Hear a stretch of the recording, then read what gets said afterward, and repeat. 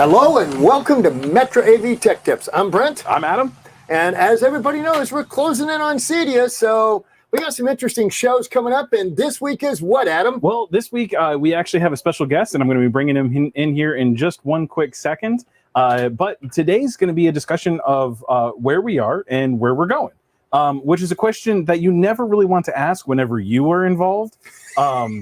Because anyways, it can get, yes. It can get a little dicey. By the way, you will notice that we have a slightly different background this weekend. Yes. With CEDIA coming up, Adam's got a lot of projects going on back there, so we're trying to keep surprises for the show. Yep, we've got things hidden behind here. I have things over there out of camera shot. I have a special guest in that's working on that stuff over there. Lots of stuff coming in. And an air conditioner that doesn't work today. Yeah, that's very true. So very hot back here. So if you all are going to CEDIA, come check us out. You can see all the new stuff. Reach out to your sales rep specifically because some of it may not be on the show floor. Yeah, some of it may be invitation only, so find your sales rep to get an invitation. I don't know if I'm allowed to say that out loud on the public forum or not. So without further ado, we are going to bring in our special guest with us today. See if I do this correctly. So hold on one quick second here. I'm going to unmute that, hit that button there, and we have Phil. It's Philip. Gentlemen, how are you guys doing? Yes, nice shirt. Thank you. They made me go change my shirt because I was wearing a black shirt, and they're like, "Dude, you look like a little floating head. So can you go add a little bit of contrast for those who have not adjusted their computer displays?" Right. But now it's a TCL. What do you want? You look good. You look happy. You look healthy. I'm digging the gray. Catching up with me. Yes. As we get older, my friend, as we get older. Well, and before we jump into the topic, I have to ask, what's the latest scoop on the 240? It runs. And my wife's mad because I spent too much money on it, but it runs. It runs. So now it is a beautiful orange sports car with a whole lot of horsepower that sits in the garage because I haven't been able to get it registered yet. So I can start it for you next time you're in California. I can't take you for a ride yet. There you go. Well, at least, having just spent the last week in Los Angeles, the weather is just stunning out there. We are hot, miserable, and muggy here, so the Miata is still in the garage. Yeah. But we actually have things to discuss today because you are a busy man, sir. No. So before that, just really quick, just want to say, everyone who's checking out the video today, thank you again so much for that. And oh my gosh, make that go away. Stop what was that? That was an interesting thing. Exactly was what that is. Anyways, anybody who's watching the episode today, thank you so much. If you have any questions for either us or Phil while we're talking about whatever it is that we're talking about, please leave it over in the chat section over there. Or if you're watching this after the fact, leave it down in the comment section below. If you do leave a comment after the fact, I will do the best that I possibly can to get that comment over to Phil so that he can put his 2 cents in on it as well. And we have actually our first comment. Actually, I saw Michael. What's up, Mike? I'm going to see you at CES. I used to do projector shootouts when I worked for Sony back in the days, and Mike and I used to always hang out in those rooms. So we go way back. It's nice to see another familiar face. Hopefully, I will see you at CEDIA this year. And for those of you who do not know Mr. Jones, he tends to be very quiet, doesn't have a whole lot to say, not a lot of information, not very opinionated. So it's going to take a little bit of work to drag things out of him today. Exactly. Now, now, Britt, Mike and I are on the same page.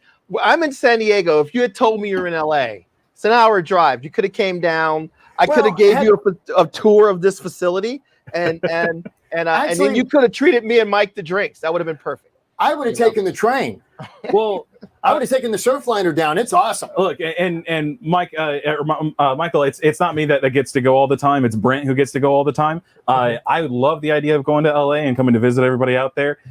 And when I did visit him at his former employer. Listen, I'm just saying, next time I'm out there, I'm calling him up because of the fact that of what's behind him in those racks. Yes, you do want to see and hear that.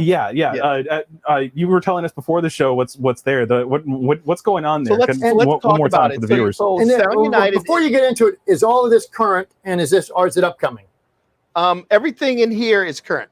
I can't. I'm in the same boat as these guys. I can't tell you what. I can't tell you when. There's some pretty awesome stuff coming. But this here kind of represents what's available. What's the most outrageous thing you could pretty much do now in a room of this size? So Cyanide is if you guys are familiar with Cyanide, we are a group of brands. And our brands consist of Polk Audio, Definitive Technology, Class A, Marantz, Denon, and Bowers and Wilkins as our little conglomerate. And we built a brand new global headquarters in lovely Southern California down in San Diego. And in that headquarters, we have a variety of different experience rooms. We have small showrooms that are, 5.1.4. We can do surround sound demos of maybe Denon and Polk and Marantz and Definitive. We have a high-end 2-channel room that has, a couple of $100,000 worth of hi-fi in it. And this, what I'm sitting in, is our new reference theater. In this theater is a whole lot of Marantz amplification. Big blue lights. The big blue lights. Those green lights down there, there's 6,000 watt amplifiers behind me, as well as all of the other stuff in the room. So the room is a 7.1.6. Each channel is bi-amped, and we're running about 1,400 watts per channel. Each channel, including the center channel, will play down flat to 16 hertz. And the room has a boost of 12 dB at 20. So the goal was to build, do we have a bigger system? This one runs about, it's got like an 8K Sony set in here. It's got it's got the JVC E-Shift projector in here. So the whole thing would run you about $250,000 with the room treatments and everything else. Reasonable. It's only $250,000. Honestly, nowadays, that's reasonable. It really is. Reasonable. But you know what it is? It's like, we figured that, we have these nice rooms. And even if you were maybe you were a dealer that did smaller stuff, maybe sound bars and smaller systems. If I gave you a tour of the Volkswagen facility and you walked by the Lamborghinis and the Rolls Royces, the Bentleys and the Bugattis, and you didn't get a test drive, you'd be a little upset. So we built this room. So people say, show me what you got. And the goal of this room is to show you what is possible. So, and that's what I love about this space. These two racks are 8.5 feet tall, and they weigh, just the amplifiers in this rack probably has got to weigh 700, 800 pounds. At least. You're maxing out those casters underneath of it, I'm sure. Well, now, Phil, I've known you for a fairly long time. Would you rather be in that room or the Class A 2-channel room? You know what? Both rooms, it's an honest question. I'm a music guy, but so I love playing music. But when you come in here and you grab a lot of people are asking if they can borrow it to watch like Suicide Squad. So coming in here and watching Suicide Squad, let's just we're talking about trends, right? One of the big trends is direct release content. Yep. That is changing the way we do our business, because a lot of people would spend and invest a lot of money to go to theaters, a couple of times a month. Well, now that a lot of times people aren't comfortable doing that. So studios are now doing direct release, right? And on top of that, so now you want the 4K, you want the HDR. Advancements with things like eARC means that you can get high quality, better quality Dolby Atmos, DTSX, IMAX enhanced in your home. So these types of big over-the-top systems, or even if you start off with a $5,000 system, there's a good chance that someone may move from a $5,000 system to a $10,000 system, because if you factor in, if you took a family of 4 to a movie once a month, how much is that? You know, you're talking $2,000 a year. So if you just stayed at home, you probably could upgrade. And now you're watching it for the Super Bowl and everything else. So well, having just watched The Suicide Squad over the weekend. Oh, did you see it? On Sunday afternoon. Did you like it? Look, it was better than the Justice League movie. Okay. yes, I'll give it that one. Good enough. However, I will say the ability to pause and not miss anything, because when you're an old man, I was just about to say. drinking too much water. You know, yes, you hate to spend the money to go to a theater, and we've got the really nice one over by the International Speedway that's got the recliners and the beer and the pizza. Well, and they used to have like the waiter service where they would bring it to you in the movie. So, but when you got to make 2 or 3 trips to the bathroom during a $20 movie, you hate to do it. Exactly. It's really nice to hit pause. So, and the beers are a lot cheaper at your house than they are. Yes. And more importantly, I don't have to drink beer. I can have a nice scotch in the theater. There you go. Exactly. So somebody was asking what kind of speakers are in here. I was just about to say, what's in this room is we're using Bowers CT custom theaters. So each channel is a Bowers CT 8.2. Which is a very large speaker, and they're sitting on top of a CT SW15. So we're using each one of the Marantz PM10s will drive 2 of those CT 8.2s. Since those are 4-ohm speakers, again, about 400 watts per channel.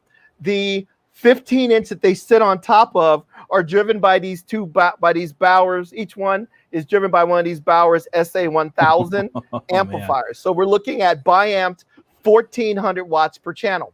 Above you is 14 8-inch Bowers CCM 8.8 somethings. The biggest one of the bigger in ceilings that we sell, that they manufacture, each in their own back boxes, and those are driven by 2 7-channel M77 Marantz amplifiers, because they're 8-inch woofers. We don't really need them that big, but why not throw 100-something watts per channel out? So you can't have too much power. So, and I just want to put this out there. We unfortunately we haven't been able to go out to LA. At least I haven't been able to go out to LA, because once a year Metra goes out to LA or at least the managers and whatnot go out to LA for some meetings. Bring you. And you brought me last time, and hopefully you'll bring me the next time, because next time I got to show up. And actually that brings up a day off to travel. Yeah, exactly. So that brings up one question then. Matthew was saying that it looks like he needs to pay a visit to San Diego. I'm with him. But the real question for that is, how do we do that? Do we need to be a dealer for the specific brands that are there? One of the reasons why we did this is we call it the Experience Center. So upstairs, of course, is marketing and logistics and engineering and sales. Downstairs is engineering. I mean, we have even more engineering and design, and then we have a whole wing that is dedicated to our dealers. So we are working. If you're a Sound United dealer, talk to your rep, and we're going to actually you'll be able to come and experience it. Or say you have a customer that says, what is possible? And you don't have a showroom, talk to your rep. And if you're within that San Diego place, we'll be more than happy to have you come. And if you want to do 800 Series D3 demos or big home theater demos, or a Polk Reserve or Polk Legend surround sound demo, we'll be happy to assist you with those things. So the goal is we want people to be able to experience it, whether it's our employees, because we have guys here designing this stuff. And a lot of these engineers that build the stuff never get the chance to see what their final product is like, because they're working on the knob, right? Or the software. So having them come in here and get motivated makes them better understand what they're doing. When Which So is why that's an Adam and I still go out in the field. Well, and honestly, that's probably one of the main reasons why I'm a huge proponent to having a retail location for integrators that are out there. Because the guys doing the installation, yeah, they get to install it, they get to put it in place. They may get to experience it for 10 minutes after they first hook it up and set it up and everything. But then they're kind of they're ushered Shuffled out right, the door. yeah, shuffled out the door, and they don't get an opportunity to really experience it and really kind of play around with it. And what is it like if I tune it this way, or what is it like if I have this combination of speakers with this combination of amplifiers? They don't really get that a whole lot, and so a place like that is great for that. Like you said, even for your own guys that are doing the actual designs and setup and stuff. That's just fantastic. I'm incredibly jealous. And you should. The other thing too is we want to show kind of push the limits on some things. So I'm a big fan of our HEOS, Home Entertainment Operating System, which is our multi-zone music, high-res multi-zone music distribution. And we always tell people, what does HEOS stand for? Because I've had Home Entertainment Operating System. I never knew that. I never knew that. I'm here to help, right? Yeah. So in this building, we wanted to kind of push the limits of that. So in the building inside, I put in 77 Polk Atrium speakers, 22 subwoofers, 6 miles of speaker wire, and so for 32 zones. And there's 10 keypads, so you can go to engineering, can play their own stuff, and the design guys can play their own stuff. Just to show, if we can run 32 zones in 100 and something thousand square foot building, if you're trying to run your AVR and a couple of speakers out on the patio, we got you covered. Yeah. Right? So what keypads are you using for that? So one of the nice things is we reached out to a lot of our partners. So in the building right now is URC. So it's all URC. There's I think there's a MRX 30, the biggest one that runs right. the MRX system because it is a little robust.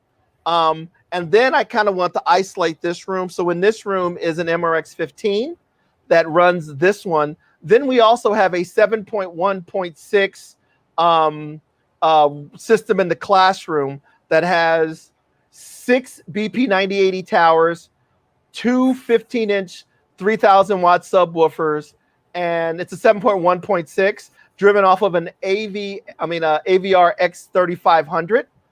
The building is all connected via kaleidoscapes. There's a 12 terabyte, a 6 terabyte, and a player, so you can bring up a movie in any of the spaces. It has a 16 by 16 matrix switching system, so I can bring up if I want to play. We were playing the Olympics, and I could play the Olympics on every TV in the building, like in downstairs in the lobby and in the cafeteria and the cafe. Nice. And I can tie that into the HEOS music system. Like I said, the goal is people say, how does it work? And you can come over here and you can see extreme examples, of things that you can do and things that you can play with. And that was the goal of this space because technologies change. Video is leading the charge now, but there's a lot of audio stuff too. And you want to be able to have a place to play with that stuff. And speaking of change, because it's coming up in 4 weeks, 3 weeks, 4 weeks. Yep. What can you tell us about Sound United at CEDIA this year? I like my job. Well, first off, I can't tell you much. You're going to be there? Yes, but I will tell you that we do have something that's coming that's very newsworthy. Yeah. And I think that I'm not going to tell you what brand, and I'm not going to tell you what thing, because like I said, I like my job. But I will tell you that it will be it will be something that people are, if you're a movie and music enthusiast and you really care about sound quality, you're going to be extremely excited to see it. So let me ask the question a separate way. What are you, Philip Lamar Jones, going to be doing at the show for presentations? Let's talk about that. We do have some products, which I can't talk about because, like I said, I like my job. But we are going to talk, and I think Brent's going to come and hang out with me. We're going to talk about some topics that are relevant to anybody that is an enthusiast or an installer. For example, we just talked about the fact that in this room, I'm running 32, in this building, I'm running 32 zones. And I can feed, Amazon Music, which is 192.24 uncompressed high res to 10, 12, 13 zones. How do you do that effectively?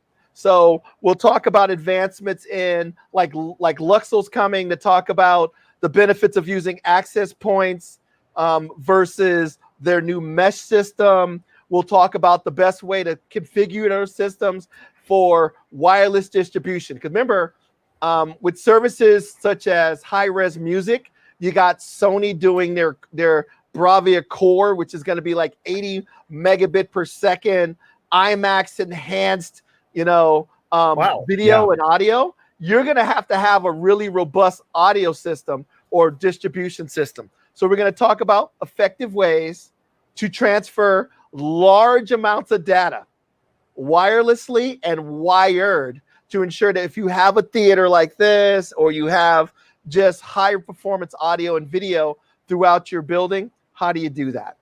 We're going to talk about HDMI. We can't get by it, right? We just talked about the fact that HDMI 2.1, 8K, what's the future of that? Are they going to, because right now, let's be honest, if you're not a gamer, a lot of the HDMI 2.1 stuff doesn't really apply to you. But there are a few things. eARC. If you look at the new Apple TV, the new Apple TV is not about really right now 8K. It's about the other things, quick media switching, quick frame transport, eARC capability. I mean, all of that type of stuff is why you would buy that. So even if you're not a gamer at 120 frames per second, there are some benefits to 2.1.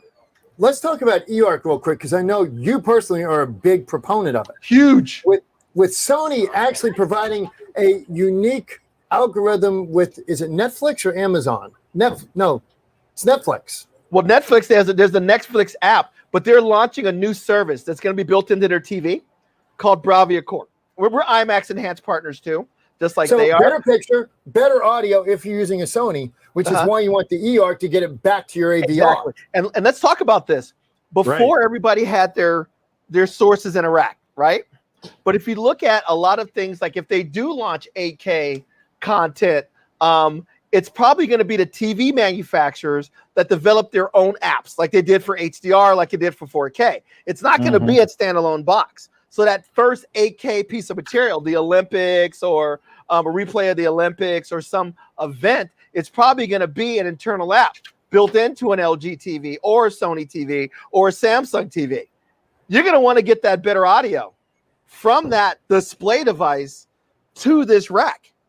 If you look at projectors, I do projectors for my night job.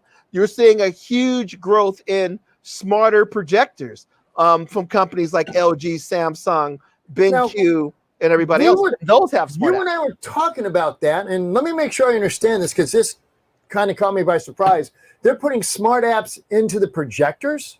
Yes. So, for example, if you look, there's a big the TV guys are starting to get involved. So Samsung launched a really nice ultra short throw. LG has a variety of ultra short throw and smart projectors. Well, they took the guts, the brains, the video processing from the flat panels, and they put them in the TV. Into the projector. So why wouldn't you add all of the smart apps and all of the smart services and ARC and eARC and all that stuff to these particular devices? So you're starting to see ARC and eARC capability and 4K capable sources built into the projector.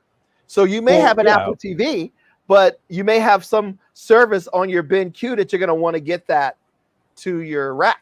It's already done. All the manufacturers out there of the panels, LG and Sony and whoever else, they already make all of that. It's already done in the TV. Why not? It's just a matter of just copy paste. We're certainly seeing people put sound bars in on screens instead of big multi-zone speakers. Yeah, I've seen that happen before as well. Yeah.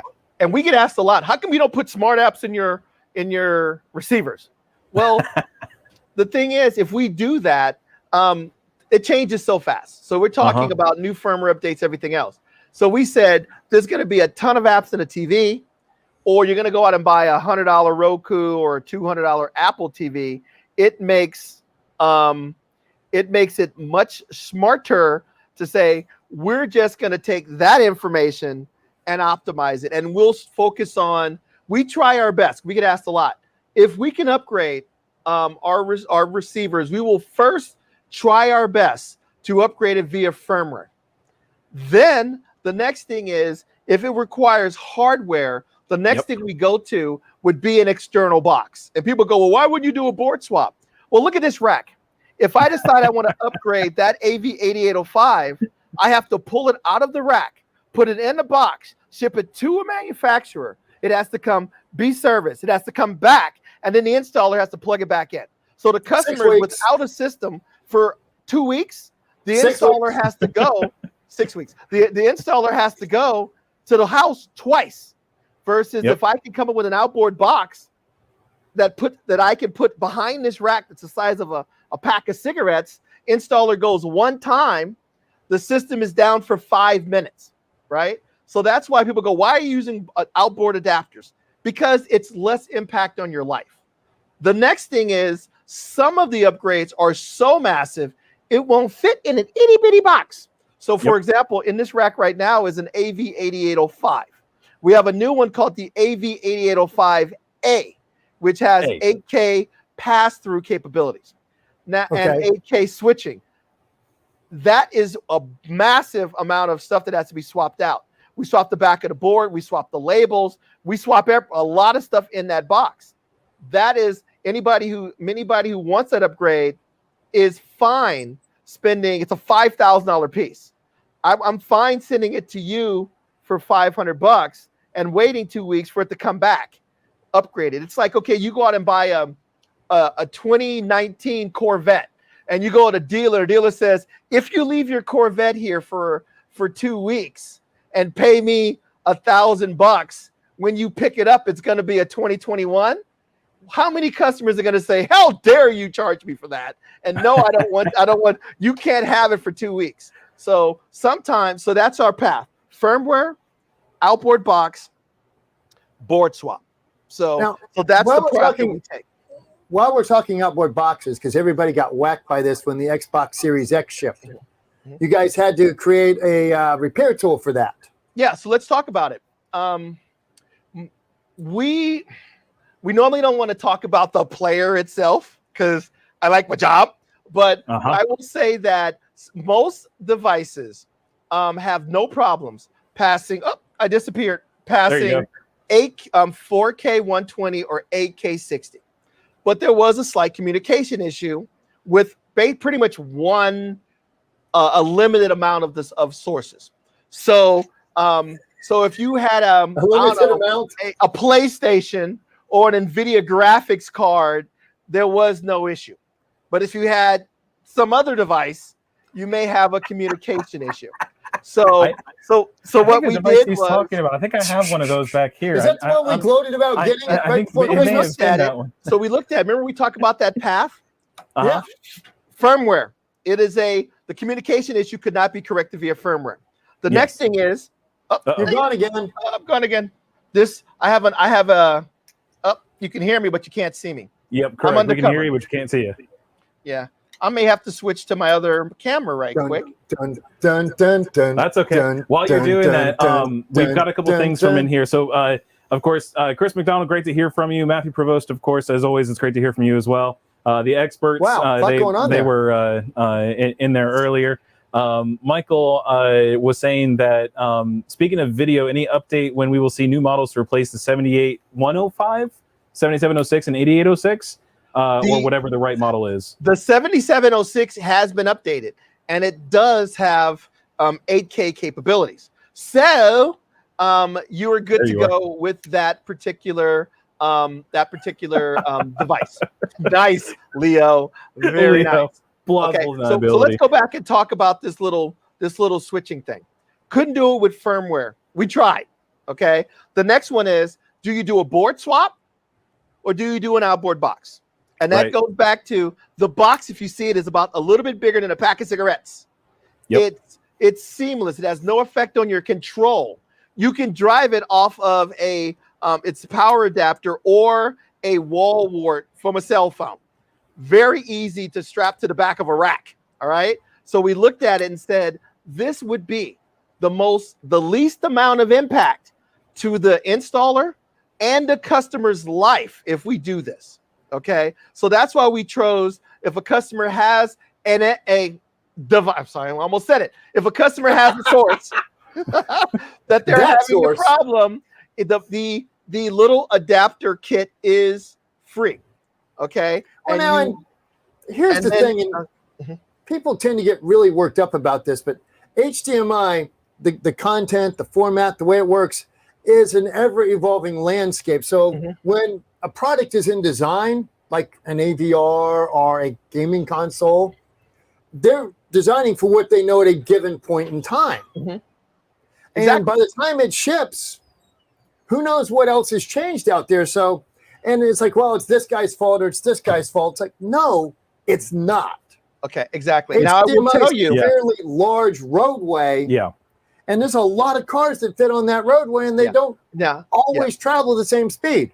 Yeah, and I will also tell you, by the way, that if we develop a box to fix something, we're probably going to try to fix it in anything else that we continue to ship, right? So before you buy the box, if you went out and just bought a brand new Denon or Marantz receiver, plug in the Xbox and see if it plays first. Well, I'm sorry. What did you say? Plug in the Xbox, Sony, the NVIDIA graphics card, or any other source, and see if it plays first. There's a very good chance that if you have something like, I don't know, an AV8805A, it's gonna play just fine because it's an A. So and now hold on a second, because this sounds you're describing to me a lot best practices for an installer. You know, hooking stuff up before you actually install it, making sure that everything is working, everything's troubleshooting kosher. 101? Just actually setting things out. But let's see, hold on a second.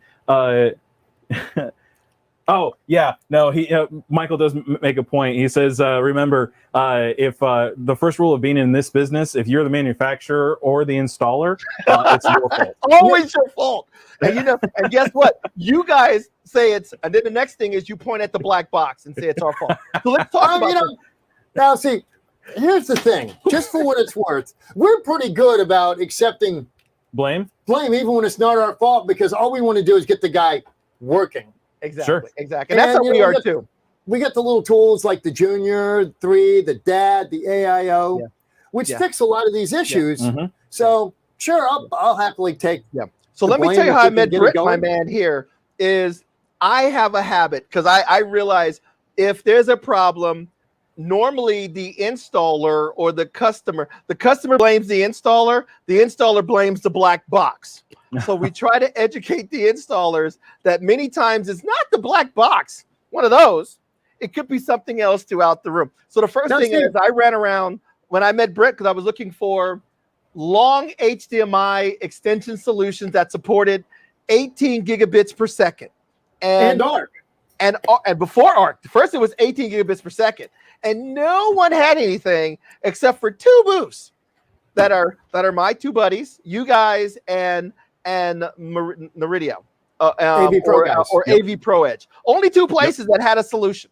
So we started pointing out to installers that. Then there was, well, what if I have an old cable in the wall? And Brent's like, I got a solution for that. I got this accelerator. So we started meeting each other to talk about, before you blame the black box, let's find out what the issue is, and let's come up with a solution to fix the issue.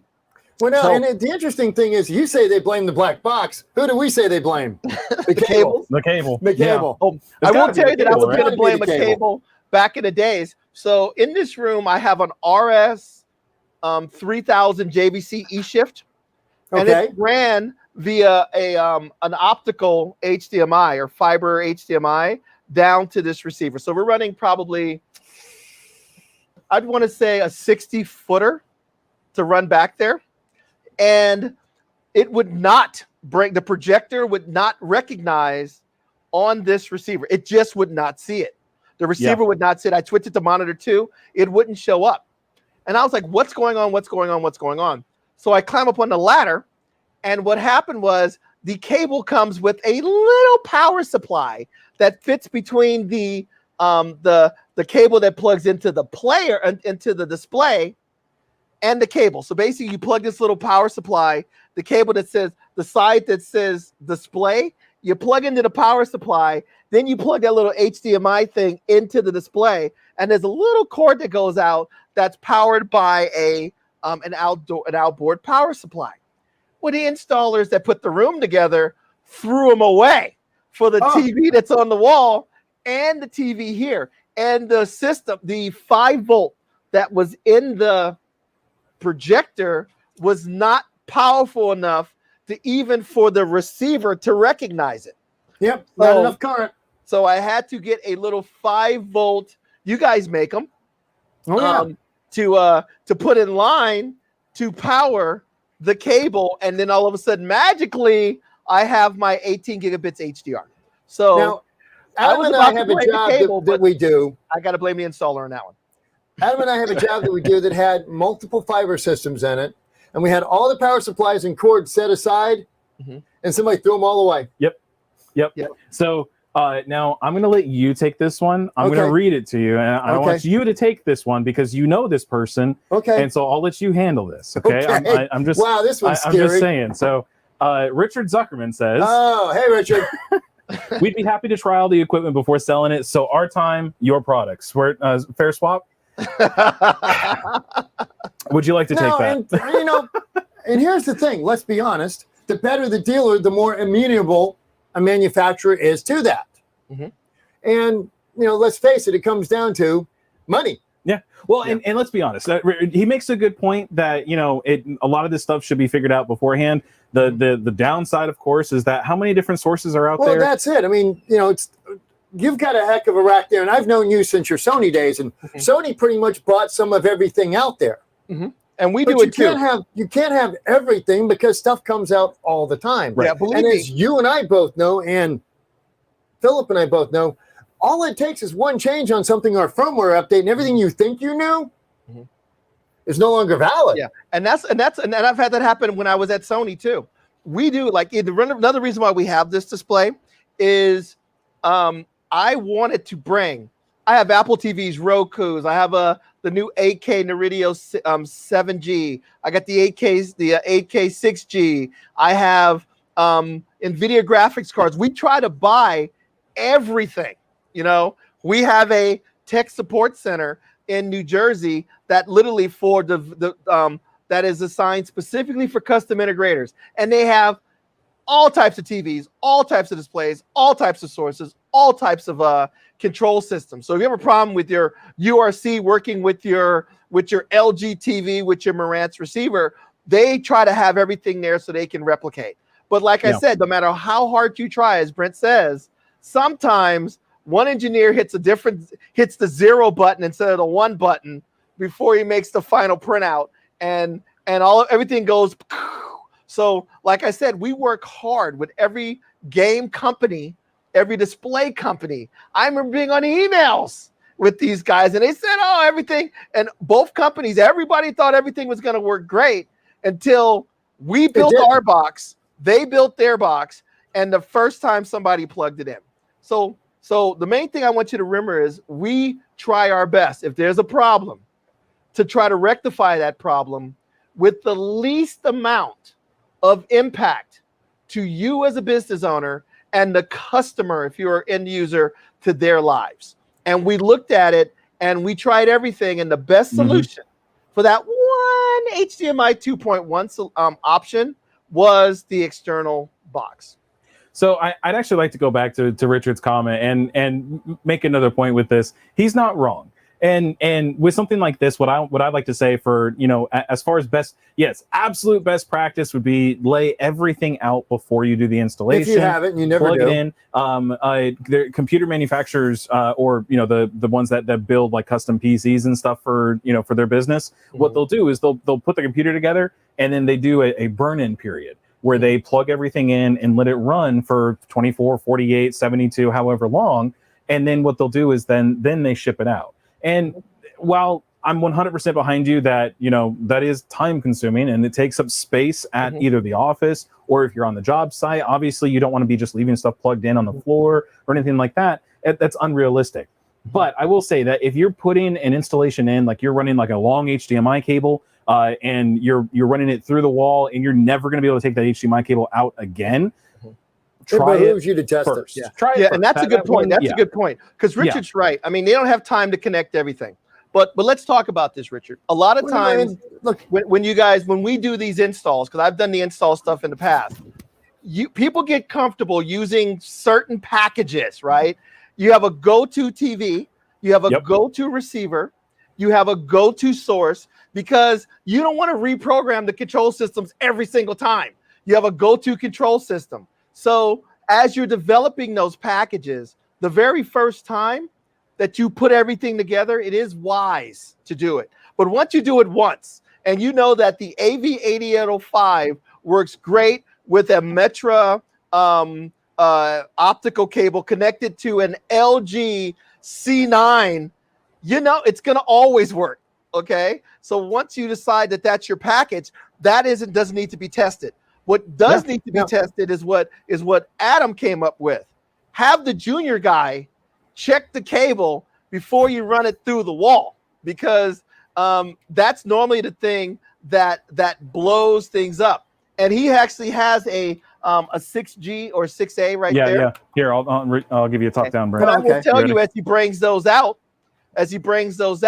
all Denon and Marantz receivers have an HDMI diagnostics tool built in that can measure the cables up to 40 gigabits per second, which is enough to support 4K 120 and 8K 60 on any display at their maximum capabilities. Before you go past that, because that's a very valid point, how many devices have a greater than 40 gig capability? 0. Okay, so let's talk, and we'll talk about that in a second. So basically, if you buy a Marantz or Denon AVR, you basically plug one end of the cable into the monitor, and one end of the cable into the designated input for that receiver. There is a button press, and that receiver will test the cable.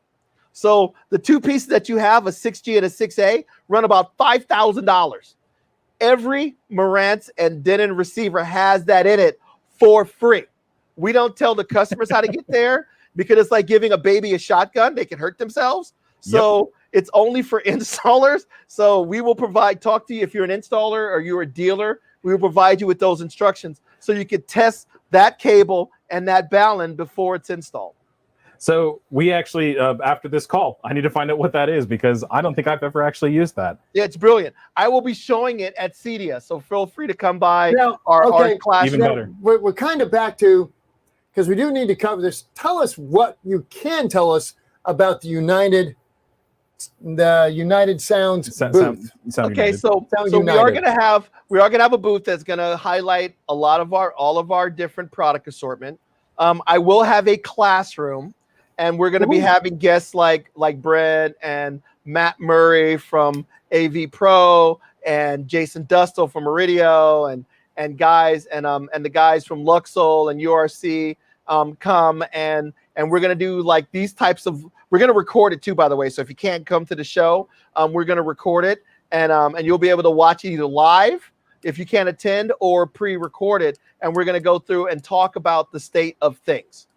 We also will have a listening room so that you can go in and listen to some cool stuff as well in a different hotel away from all of the noise where you could possibly experience it. Okay.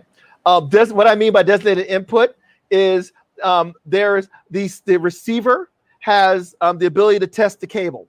So monitor reads it, and maybe HDMI number 1 on that Marantz is the one that feeds the signal. If you get the instructions, they will tell you specifically which 2 HDMI inputs to plug that cable in. Okay.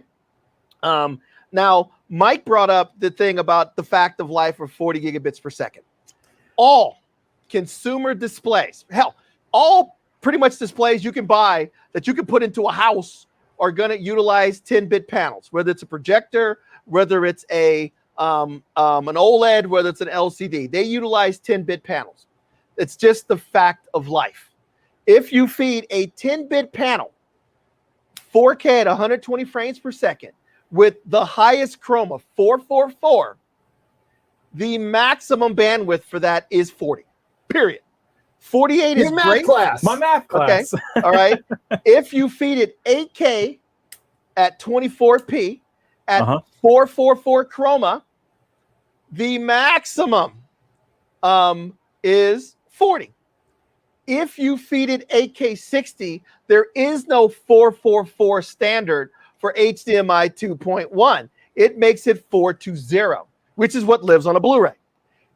If you feed it that 10-bit 4K 8K 60 at 420, the maximum bandwidth is, drum roll please, 40. The outputs of a 4K display, NVIDIA graphics card, game console, the maximum output of the boards they put in the game system is, drum roll please, 40. So you can crank it up to 48, and guess what you're getting?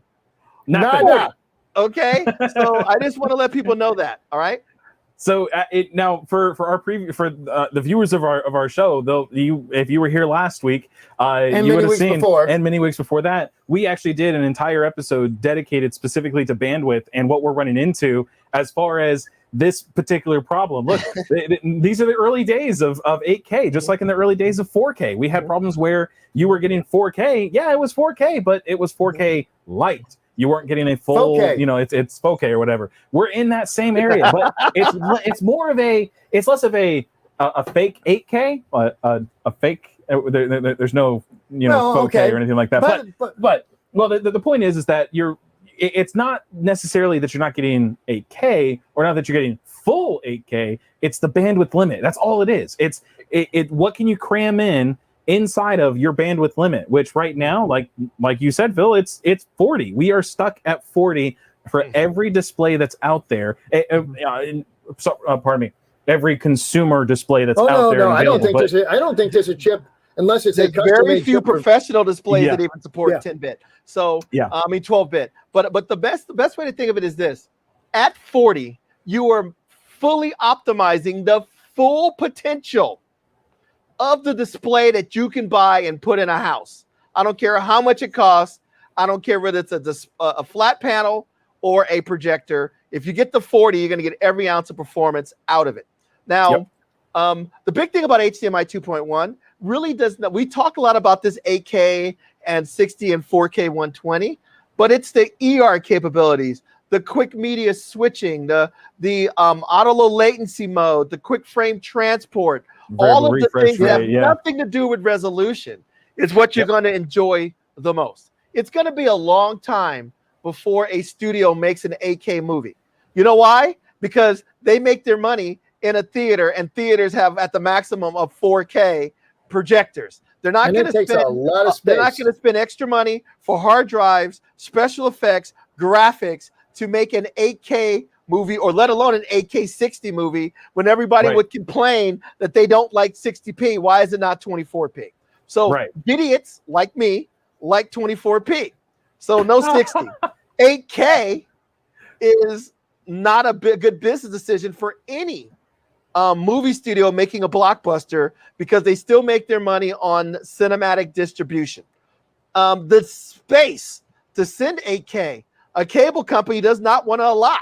That's 4 channels of 4K or 16 channels of HD that they have to give up to give you one 8K channel. So and nobody wants to give up a shopping channel, darn it. Exactly. They want to give you ESPN Ocho than give you the actual, than give you an 8K signal. Now, really quick.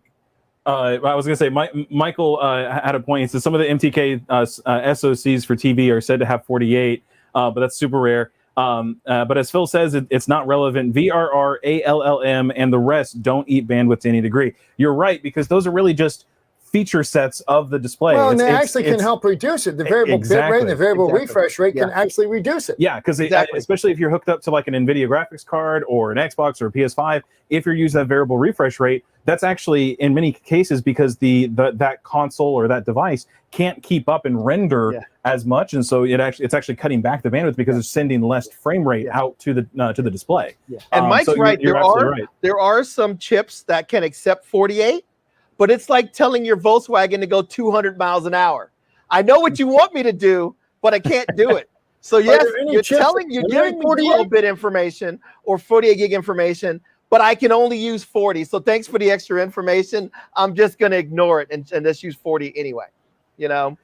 That is a good question, Phil. Have you run into any sources that are actually able to generate the 48? If you have the right silicone, or the right board, like Mike mentioned, and you built a bad enough PC, it could and then that PC card happened to have that 48 board in it. It is possible. And I'm sure Mike, Mike probably saw some of those things because Mike's lucky enough to go, because he's in the press, to actually go and see kind of this cool stuff before I could. So it's possible, you know, but at the same time, you still need a display that can show it. And there's not a lot of displays that can even show you that extra information. So how many people are you hauling to CEDIA this year? Do you know? We're not going as big as we normally do. Let's be honest, because the show isn't going to be as big as it normally is, but we always want to be there to represent the audio industry because we believe that our custom integration team, custom integration and the CE market is important, and we need to be there to support our people and answer their questions. So we're still going to we'll have more people than most companies will, but we're not going to have as many as we would normally do if the show was full bore running. Is Class A going to be on the show floor? There will be. You'll have the opportunity to see it and actually hear it. So that's the best way I can say it. Nice.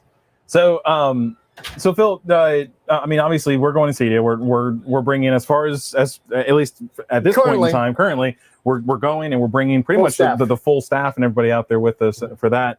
We're going to be at booth 4200. Do you know where you're going to be at? I don't. I would have to look it up. I wish you had. I have no clue. They are in the front row. They're right when you come in, you won't miss. We're to the left of center. They're to the right of center. Okay. Yes, we're really close to you guys, so I can run over and borrow the cable from Brent like I always do. Yes, it's us, Crestron. You know. Yeah, Crestron. Yep. And a couple of small things, and then Sound United. A couple of small things. It's JVC after it's that. Sony. No. Because he's the center of the aisle. Be nice now. No, Sony's the corner. Yeah. It's Crestron and Sony are the corners. Sure. So Mike, actually, I'm happy, Mike, because Mike mentioned that they were first saying there was going to be 6,000 registrants. Now they're thinking you're looking at about 10K. That's good. You know, normally we're at 22 to 25. So it still isn't where we want to be. But you know what? I'm just happy to get out of the house. Yeah, you know? 100%. Like us. Well, and we've heard rumors that, just like every year, the 2 weeks leading up to the actual show are when a lot of the dealers and integrators and everybody else really start registering. So we're going to see those numbers, go up a little bit. I know we're super excited about it. Like I said, I've got stuff behind this curtain. I've got stuff over here. I have a special guest over here who I'm not allowed to talk about yet, and working on it. And we're just we're stoked. We're absolutely stoked for the show this year. At least I am. This will be my first show. I'm excited about it. This will be my first time to CEDIA. Oh, it's gonna be a blast. So, and like I said, I think you guys are doing video. You guys are doing remote stuff. I'm doing remote stuff. Yeah, we've got 2 remotes. We've got Wednesday and Friday. Now, we are shooting. We're going to shoot Tuesday for broadcast Wednesday. Yeah, so we won't be live on the floor. There's not enough bandwidth in the internet to do it. Right. So we are going to do a pre-recorded. Yep. Which actually, again, Phil, if we can track you down on the show floor, we'd love for an opportunity to. You let me know. I will show up. And then I'm going to probably hijack a couple of you guys because we're doing some live we're doing some recorded and some live sessions on the floor. We're doing some stuff with Audioholics. So we're doing multiple. They're actually doing stuff from one of our spaces. So there's going to be lots of opportunities. So if you don't get the opportunity to go, or just because of timing or the fact that you got work to do, you'll still be able to at least get a feel about what's coming, the trends that are coming in the industry, which is basically, I'll tell you what the show is: HDMI. You'll probably see you're more gonna have video turntables distribution there, right? You know, huh? You're gonna have turntables. Yeah. We want to sell turntables forever, right? So HDMI, IP, AV over IP. You'll see HDMI extension solutions. You will see, of course, there's always some product introductions. You'll see those. But is there a new surround sound format coming down the pipeline? No. Come on. Let's get everybody to first do Dolby Atmos, DTSX, IMAX Enhanced, Auro 3D, and then we can add another one. Okay. But all right. So but the thing is, all of those surround sound formats, we have not even hit the full capability. I mean, a DTSX Pro supports 30 channels or 30.2. Dolby Atmos supports 24.1.10. We haven't even gotten to the full capability. Jesse, thank you. Booth 2500. You rock. Okay, quick question. And I know I'm going to put you on the spot on this one, but I'm sure everybody's wondering, what's product availability going to be like in the near future? Sorry. Chips. Yes. Okay. I will tell you that one of the benefits of being Sound United is, while they're bigger electronics companies, Samsung is bigger. Let's be honest. An LG would be bigger. But when it comes to the CI industry, we are King Kong. We are the 1,000-pound gorilla. And because of that, that helps us when it comes to going to these suppliers for things like chips and boards. Because if you combine the market share of a Marantz and a Denon, that's a whole lot of receivers. If you combine the buying power of a Polk, a Definitive, and a Bowers, that's a lot of buying power to buy things like wood, that you need to buy because we're bigger. So that's one of the benefits of this economy of scale that we're having. So we are working on solutions, because some of the factories are bringing back up. Some of the factories literally burnt down. So that was actually a question earlier from Michael on that. How are things going as far as that factory that burned down? What is the AKM factory? That was not a happy question. Yeah, you broke my heart. So like I said, every electronics company, including us, are working. Heck, you got to remember that those AKM chips are used. The reason why you can't buy a Ford pickup truck is because they can't find the chip. It'd be like if you go out and buy a pickup truck, you can't buy a pickup truck because the valve stems factory burnt down. So everybody's being impacted. But I will tell you that these companies realize that that impact, and our supply chain is working hard. So do I see it loosening up? I'm not the guy buying all the chips, but yes, I do see it loosening up, and more products becoming available. Because even if we built them, they're on this little boat moving really slowly across the ocean right now. So, we're sinking, depending on which one. It doesn't help that guys can't drive down the Suez Canal properly, But yeah, so between guys can't drive boats and chip factories burning down, all of that is now being worked out. Yeah. So good stuff. And as you know, you and I talked about this. Believe me, it's not just you.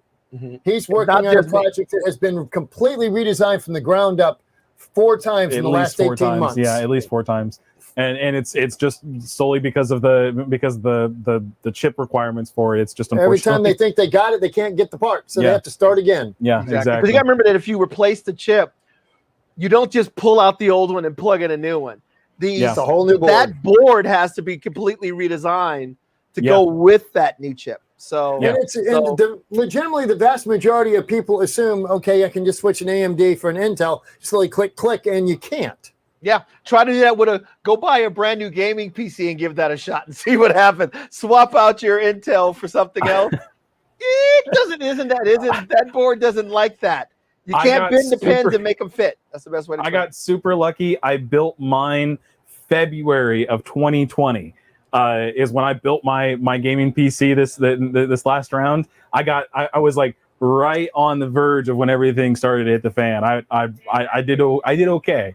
So, well, Phil, we have hit an hour now, and I know you actually have things to do. Mm-hmm. Yeah, but I just wanted to. I do have things to do. So let me look at my calendar because the rest of those guys can wait because I love hanging out with you guys. But we can talk for another he was so smooth 5 or on 10 minutes, or maybe answer some questions before. By the way, Phil, I got to tell you, this is the most interaction I think we've had. We've had quite this is one of the better ones. Everybody's here for you. I'd like to think it's me, you. No, it's all about you. It's all about you. I promise you it's not. So everyone who's watching, as always, thank you so much. While we still have Phil here, leave your comments over in the chat section over on the side over there. Or if you're watching this after the fact, feel free to leave it down below in the comment section. Like, share, subscribe. Phil, where can they find you? Can they find you anywhere on social media or on YouTube or anything? Yeah, because he's got a sidekick. Sound United, actually, well, I have multiples, but we'll just talk about the Sound United thing. Sound United has we developed a YouTube channel, and if you go, make sure you make sure you subscribe. Just do on YouTube, look for Sound United training, and we have a YouTube channel we're putting together. So today, actually, right before I did this conversation, Glenn Stone and Paul from IMAX and DTS Xperi are here, and we're talking about how we design this room, speaker placements, DTSX, settings on a receiver, how to optimize DTSX Pro and IMAX Enhanced. Last week we had acoustic geometry come and talk about choosing room acoustic treatments and what solutions we put in our variety of rooms. We've had Odyssey come about optimizing utilizing Odyssey and getting the most from Odyssey in a system. We have other companies coming as well. So we've done things on HDMI, and the list goes, long distance distribution, wireless music, all sorts of stuff. So make sure that you subscribe to our YouTube channel. You can also go to, if you want to find out what the webinars are and you want to attend them live, www.sciunited.com/webinars. If you go there, you can see what upcoming webinars are coming. And next time Brent is in town, I can have him in the room, and him and I can rap, and he can play, and we can talk about all sorts of different cool toys. If I'm sitting in that room, we're probably not going to be talking. I'm just going to be going. Oh yeah. Another thing that I had that we installed was we have beer taps, because what goes with you got to remember that. Oh, by the way, where our office is located, we're located in Carlsbad, which is in the middle of what's called the Hop Highway, where there's 70 breweries within about 3 miles of us. So people like to trade beer for hi-fi. So very nice. Good way to get a barrel or a case of something. All right. So I mean, I know where I'm going. Yeah, but see, you're not allowed. Next time around. I can tell you where you're not going. California. Jesse, if you're watching for any reason, I might need to go to San Diego for if any of the sales reps need help for for business, of course, for absolute business. Yeah, of course. I might need to go to San Diego. So, anyways, everybody, if you, I just put in the chat over on the side the soundunited.com/webinars. So that link is over there on the side as well. We have just been kicked out. Jesse says Adam and Brent will be staying home, but she will be there. So there you go. Excellent. And Mike, if you ever want to, if you're ever in town, she's the boss anyway. Yeah. And Michael, if you're ever in town, drop me an email and I will be happy. We can come in here and rock on this theater whenever you're available. Okay. So go check out Sound United, everybody who's watching. Phil, it's been fantastic. Thank you so much for coming on the show with us today. And dig the t-shirt. Yeah. I'm a large. 2X. Tell you what, 2X. I will bring you shirts. Anybody that's on this webinar, my email address is philip.jones@soundunited.com. I'll see if I can grab your shirt as well. All right. Fantastic. Or catch me at the show, and maybe I'll take care of you. Okay. Fantastic. Now, I would like to, Adam and I took a couple of calls this week, and we'd like to remind people, HD-based T, you can be way too short on your category cable. Yeah. Yeah, just really quick on that. We've done, actually, we probably need to re-up our episode again on HD-based T or HDMI extension and best practices for that. Watch out, spread the word around, let people know. If you're doing HD-based T or any kind of HDMI extension or over category or even coax or anything else like that, just make sure that you honestly make sure that you're running it beyond the minimum distance. If you look at the white papers from HD-based T, it's 20 meters. So roughly 60 feet. It's just over 60 feet. I think it's like 63, 66. The white papers do say 20 meters. Now, that's in a perfect environment. That's in a perfect world. Usually you can get away with it at like 45 to 50 feet. 50. But really, if you want to make sure that things are working correctly, go for the 60 feet or the 20 meters. Do you guys still have AVRs? And one last thing, make sure that if you buy a Balun or an HDMI extender, there's limited ones that support audio return channel, let alone eARC. So keep an eye on it for that. Find those at the show. That's what I'm going to be running around at the show this year. That'll be my question of the day. Show me a 18 gigabit Balun that supports eARC and preferably things such as audio return channel, not audio return channel. If I can get non-HDMI 2.1 non-40 gigabit HDMI 2.1 feature. So if you can give me eARC, variable refresh rate, auto low latency mode, quick media switching, and quick frame transport from a Balun, we can have a conversation, and I will make sure that I will promote it to high heaven. And you may have one of those behind that curtain, do you? He's not asking for much. I mean, he's only asking for the moon. You know, I'm just, it's not like. I tell you what I do have behind the curtain is something you will remember. Will I remember? No. What am I looking at? It'd be him from the old days. A friend of mine was the Sony rep back in the 90s, late 80s and 90s, and sent me his Sony ES demo deck with the clear top. Nice. He was cleaning his closet out, and he said, "Look what I found!" And one David Bowie tape. Nice. Right. You are Mr. Hi-Fi. oh, you should see him. We'll get together. I'll show you the cool stuff he sent me. We need to wrap this up. Let's go ahead and wrap this up. You're giving away the episodes for next week and the week after. So speaking of, we're working out the episodes for next week and the week after. So everybody who is watching, come back next Wednesday, where we will go live again. We're going to get those out there. Actually, you and I need to sit down. We'll probably still have the curtain up. By Wednesday, we might have the curtain down, potentially. It'll probably still be up. But check us out next week. Of course, this Friday. Here's what's interesting. This Friday, we are going to be doing our normal Tech Tip Solutions.